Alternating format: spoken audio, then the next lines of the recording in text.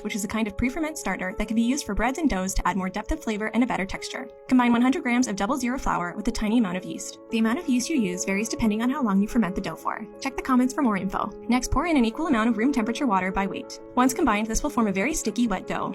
Cover that and let rest at room temperature for between 8 to 16 hours. We rested for 16 hours, and as you can see, lots of little bubbles formed on the surface. Now to make the dough, add your poolish to a large bowl, then pour in 120 milliliters of room temperature water, 5 grams of instant dry yeast, and 8 grams of sea salt.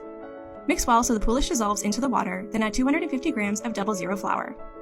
Use your hands to mix in the flour, then once a rough dough starts to form, gently knead for 10 to 15 minutes on a clean working surface. The dough will become smooth and elastic, and at this point you can portion it into 2 to 4 equal parts depending on the size of pizza you want to make. Form the portions of dough into balls by rolling them around on your work surface in the palm of your hand. Then transfer to a lined and lightly floured sheet tray. Brush each portion with olive oil and cover and let rest at room temperature for 1 hour or until they have doubled in size. These are now ready to use for your favorite pizza.